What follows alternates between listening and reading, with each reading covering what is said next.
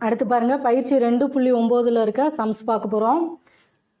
எண் என்பது ஓர் இயல் எண் எனில் ரூட் ஆஃப் எண் என்பது என்னன்னு கேட்டிருக்காங்க.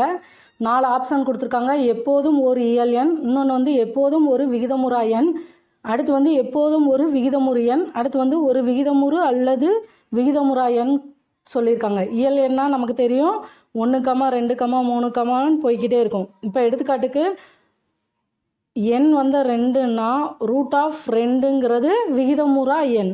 இதே இது 9 எண் வந்து 9ன்னு எடுத்தோம்னா ரூட் ஆஃப் 9ஓட மதிப்பு 3 விகிதமுறு எண். அப்போது எண் என்பது ஒரு இயல் எண் எனில் ரூட் ஆஃப் எண் என்பது ஒரு விகிதமுறு அல்லது விகிதமுறா எண் வரும். அடுத்து பாருங்க, பின்வருவனவற்றுள் எது உண்மை அல்ல? ஒவ்வொரு விகிதமுறு எண்ணும் மெய்யெண், அடுத்து வந்து ஒவ்வொரு முழுக்களும் விகிதமுறு எண், அடுத்து வந்து ஒவ்வொரு மெய்யெண்ணும் விகிதமுறா எண், அடுத்து வந்து ஒவ்வொரு இயல் எண்ணும் ஒரு முழு எண் சொல்லியிருக்காங்க. நம்ம ஏற்கனவே படிச்சிருக்கோம், மெய்யெண்ணுக்கு கீழே விகிதமுறு எண் விகிதமுறா எண் வரும். இப்போ ஒவ்வொரு விகிதமுறு எண்ணுமே மெய்யெண் தான், இது சரி. அடுத்து வந்து ஒவ்வொரு முழுக்களும் விகிதமுறு எண் சொல்லியிருக்காங்க, இதுவும் சரிதான். ஆனால் பாருங்கள், ஒவ்வொரு மெய்யெண்ணும் விகிதமுறா எண் சொல்லியிருக்காங்க. நமக்கு மெய்யெண்ணுக்கு கீழே விகிதமுறு எண்ணும் வரும், விகிதமுறா எண்ணும் வரும். அப்போது ஒவ்வொரு மெய்யெண்ணும் விகிதமுறா எண் வந்து வராது. அப்போது பின்வருவனவற்றுள் எது உண்மை இல்லைன்னா 3வது இதுதான் உண்மை இல்லை, ஒவ்வொரு மெய்யெண்ணும் விகிதமுறா எண். அடுத்து பாருங்கள் 4வது பாருங்கள், ஒவ்வொரு இயல் எண்ணும் ஒரு முழு எண். இயல் எண்ணில் வந்து இப்போ 5ன்னு எடுத்தால் இதையும் முழு எண் நம்ம சொல்லலாம். ஏன்னா முழு எண்ணா 0, 1, 2 போய்கிட்டே இருக்கும். அப்போது இதில் உண்மை இல்லைங்கிறது ஒவ்வொரு மெய்யெண்ணும் விகிதமுறா எண். அடுத்து 3வது பாருங்கள், இரு விகிதமுறா எண்களின் கூடுதல் பற்றிய கீழ்காணும் கூற்றுகளில் எது உண்மைன்னு கேட்டிருக்காங்க. ஃபஸ்ட் இது பாருங்கள், எப்போதும் ஒரு விகிதமுறா எண். 2வது ஒரு விகிதமுறு அல்லது விகிதமுறா எண்ணாக இருக்கலாம். 3வது வந்து எப்போதும் ஒரு விகிதமுறு எண். 4வது வந்து எப்போதும் ஒரு முழுக்களாகும் சொல்லியிருக்காங்க. எடுத்துக்காட்டுக்கு பார்ப்போம். 2 + √3 இதுவும் நமக்கு ஒரு விகிதமுறா எண் தான். இன்னொன்று வந்து 2 - √3. இப்போது இதை கூட்டணும் அப்படின்னா 2 + √3 + 2 - √3 +√3 -√3 கேன்சல் ஆயிரும். நமக்கு 4ன்னு விகிதமுறு எண் கிடைக்கும். இன்னொன்று பாருங்கள், √3ன்னு இருக்குது. இதை 2 கூட்டணும்னா நமக்கு 2 √3ன்னு கிடைக்கும். அப்போ இது வந்து விகிதமுறா எண். அப்போது ஒரு விகிதமுறு அல்லது விகிதமுறா எண்ணாக இருக்கலாம். இதுதான் சரியான ஆப்ஷன். ஏற்கனவே நம்ம முன்னாடியே இரு விகிதமுறா எண்களின் கூடுதல், கழித்தல், பெருக்கல், வகுத்தல் ஆகியன ஒரு விகிதமுறு எண்ணாகவோ அல்லது விகிதமுறா எண்ணாகவோ இருக்கலாம்ங்கிறத முன்னாடியே படிச்சிருக்கோம். இப்போ ஒரு டாபிக் எடுத்தால் அதை கொஞ்சம் புரிஞ்சு படித்தீங்கன்னா கொஸ்டின் வந்து ஈஸியாக எழுதிடலாம். அடுத்து 4வது பாருங்கள், பின்வருவனவற்றுள் எது முடிவுறு தசம தீர்வுன்னு கேட்டிருக்காங்க. 4 இது கொடுத்துருக்காங்க. 5/64, இன்னொன்று வந்து 8/9, அடுத்து வந்து 14/15, அடுத்து 1/12. நமக்கு கேட்டது வந்து முடிவுறு தசம தீர்வு எதுன்னு கேட்டிருக்காங்க. நமக்கு இதுக்கு முன்னாடியே பார்த்துருக்கோம், p/2m × 5n இந்த மாதிரி எழுதுறது வந்து முடிவுறு தசம தீர்வு கிடைக்கும்னு. இப்போ இதை மட்டும்தான் 64 மட்டும்தான் 2 எழுத முடியும். 9 எப்படி எழுதுவோம், 3 2, 15 வந்து அடுக்கில் எழுத முடியாது, 3 × 5 3 5 15. 12 வந்து எப்படி பிரித்து எழுதுவோம், 2 12, திரும்ப 2ஆல் போட்டோம்னா 3 2 6. 2 × 3 தான் பிரிக்க முடியும். 64 தான் 2 எழுத முடியும். 64 போட்டோம்னா 2ஆல் போட்டோம்னா 3 2 6, 2 4, 2ஆல் 1 2, மிச்சம் 1 6 12, 2ஆல் 2 16, 2ஆல் 4 2 8, 2ஆல் 2 4 6. 2 6 5/64 மட்டும்தான் எழுத முடியும். அப்போது இதுதான் முடிவுறு தசம தீர்வு.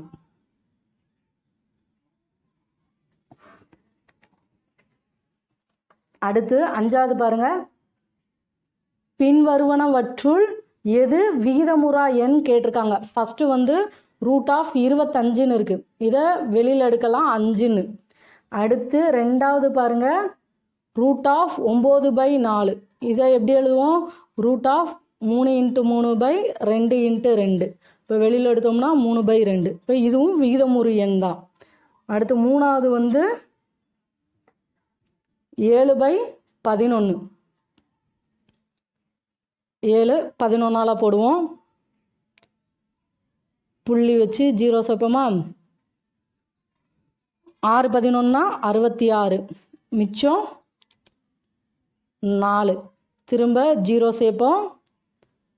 3 11 33, திரும்ப கழிச்சோம்னா 7. அடுத்து 0 சேர்ப்போம், 6, அடுத்து கழிச்சோம்னா 4, 0 சேர்ப்போம். அடுத்து என்ன வரும் நமக்கு, 3. அதாவது 0.636363ன்னு போய்கிட்டே இருக்கும். அப்போ நம்ம எப்படி எழுதுவோம், 0.6363க்கு மேலே பார் போடுவோம். இது நமக்கு என்னன்னு தெரியும், விகிதமுறு எண் தான். இந்த 6363 மட்டும் ரிப்பீட் ஆகிக்கிட்டே வந்திருக்கும். அடுத்து 4வது பாருங்கள், பையோட மதிப்பு நமக்கு 22/7ன்னு தெரியும். ஆனால் இது வந்து தோராய மதிப்பு தான். அப்போ இதில் விகிதமுறா எண்ணா பை தான் விகிதமுறா எண். ஏன் அப்படின்னா முன்னாடியே ஏற்கனவே படிச்சிருப்போம், கொஞ்சம் பார்த்துக்கோங்க. அடுத்து 6வது சம் பாருங்க, 2 மற்றும் 2.5 என்ற எண்களுக்கிடையே உள்ள ஒரு விகிதமுறா எண் என்னன்னு கேட்டிருக்காங்க. 4 இது கொடுத்துருக்காங்க. ஃபஸ்ட்டு இது வந்து √11. இப்போது நம்ம √9னா வெளியில் எடுத்தால் 3, அப்போ √11னா 3க்கு மேலே தான் இருக்கும், அப்போ இது வராது. 2வது பாருங்கள், √5. இப்போ 5னா சின்ன கிளாஸ்லேயே படிச்சிருப்போம், நீள்வகுத்தல் முறையில் வந்து வர்க்கமூலம் எப்படி எடுக்கணும்னு. இப்போ 5னா 2 4, மீதம் 1 வரும். அடுத்து 2 நம்பராக இறக்கும், புள்ளி வச்சு 2 0 சேர்ப்போம். அதுக்கடுத்து இதை 2ஆல் பெருக்கும், 2 4. இப்போ 4 பக்கத்தில் என்ன நம்பர் போடுறோமோ அதே நம்பரால் பெருக்குவோம். 1 1 4 1 4. அப்போது 2 போட்டோம் அப்படின்னா மேலேயே 2 போடுவோம். 2 4 4 2 8 84ன்னு வரும். அதாவது இது வந்து 2.2ன்னு வரும். அதாவது 2 மற்றும் 2.5க்கு இடையில வர்றது. அடுத்து இன்னும் 2 இருக்குது, அதையும் செஞ்சு பார்த்துருவோம். 3வது வந்து √2.5ன்னு இருக்குது. இப்போ நம்ம இதை வெளியில் எடுத்தால் 2.5ங்கும்போது இது வந்து வெளியில் எடுக்கும்போது கண்டிப்பாக 2ஐ விட கம்மியாக தான் இருக்கும். அடுத்து 4வது பாருங்கள், √8ன்னு இருக்குது. இப்போ 8ன்னு போட்டோம்னா 3 9, அப்போ நம்ம 2ஆல் தான் போட முடியும். 2 4, இப்போ மீதம் 4, புள்ளி வச்சு 2 0 சேர்ப்போம். அதுக்கப்புறம் இதோட 2 பெருக்கி இங்கே 4ன்னு போடுவோம். நம்ம 2.5ன்னு கொடுத்துருக்காங்க. சப்போஸ் நம்ம 6ன்னு போட்டு பார்த்தோம்னா 4 பக்கத்தில் 6 போட்டோம்னா 6ஆல் பெருக்குவோம். 6 6 36, மிச்சம் 3, 4 6 24, 25 26 27. அப்போ 276. இங்கே 400ன்னு இருக்குது. அப்போ இன்னும் பெரிய நம்பராக தான் போகும். நமக்கு தேவை 2 மற்றும் 2.5. இதுதான் 2.2ன்னு வரும். அப்போது ஆன்சர் வந்து √5. 8th ஸ்டாண்டர்ட்லேயே வர்க்கமூலம் எப்படி பார்க்குறதுன்னு இருக்கும், அதெல்லாம் கொஞ்சம் நல்லா பார்த்துக்கோங்க. அடுத்த சம் பாருங்கள், 1/3ஐ எந்த மிகச்சிறிய விகிதமுறு எண்ணால் பெருக்கினால் அதன் தசம விரிவு ஓர் இலக்கத்தோடு முடிவுறு தசம விரிவாகவும் அமையும் கேட்டிருக்காங்க. ஃபஸ்ட்டு இது பாருங்கள், 1/10. அதாவது 1/3 1/10ஆல் பெருக்கணும்னா 1/30ன்னு வரும். நமக்கு தசம விரிவாக வரணும்னா எப்படி இருக்கணும், p/2 × 5, 2m × 5n, 2 × 5ங்கிற இதில் இருக்கணும். இப்போ 30 பிரித்தோம்னா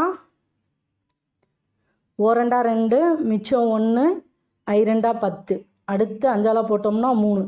எக்ஸ்ட்ரா 3 வருது. அப்போ இதை வந்து முடிவுறு தசம விரிவாக நம்மளால் எழுத முடியாது. ஏன்னா அந்த ஃபார்முலா வந்து ஏற்கனவே பார்த்துருக்கோம். அடுத்து ரெண்டாவது பாருங்கள், 3/10. அதாவது 1/3 3/10 பெருக்கணும்னா 3 3 கேன்சல் ஆயிரும். நமக்கு 1/10 கிடைக்கும். இந்த 10னா ஈரஞ்சா 10 எழுதலாமா? 1/2 × 5 எழுதலாம். அப்போ இதை வந்து முடிவுறு தசம விரிவாக எழுத முடியும். இப்போ 10 1 உள்ள போட்டு 10 வெளியில் போடுமா? போகாது. அப்போ புள்ளி வைப்போம், ஒரு 0 சேர்ப்போம், 1ன்னு வரும். 10 போட்டோம்னா 0. பாருங்கள், ஓர் இலக்கத்தோடு முடிகிறது. இப்போ இதுவும் புள்ளிக்கு அடுத்து ஓர் இலக்கம் தான் வருது. இப்போ ஆன்சர் வந்து 3/10 தான். எதுக்கும் அடுத்தும் செக் பண்ணிடுவோம். மூணாவது பாருங்கள், 3ன்னு இருக்குது. 1/3 × 3 கேன்சல் ஆனால் நமக்கு 1ன்னு வரும். அவங்க கேட்டிருக்கிறது முடிவுறு தசம விரிவாக தான் கேட்டிருக்காங்க. அதாவது 0 புள்ளின்னு வந்து வரணும் ஆன்சர். அப்போ இது வராது. நாலாவது பாருங்கள், 30ன்னு இருக்குது. 1/3 × 30னா 1 3 3 5 3 30 10ன்னு கிடைக்கும். அப்போ இதை வந்து புள்ளி வச்சு நம்மளால் எழுத முடியாது. அப்போ ஆன்சர் வந்து 3/10.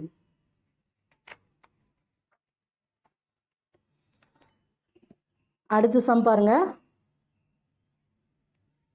1/7 மதிப்பு வந்து 0.142857 பார் எனில் 5/7 மதிப்பு என்னன்னு கேட்டிருக்காங்க. இப்போ 5/7 நம்ம எப்படி எழுதலாம்?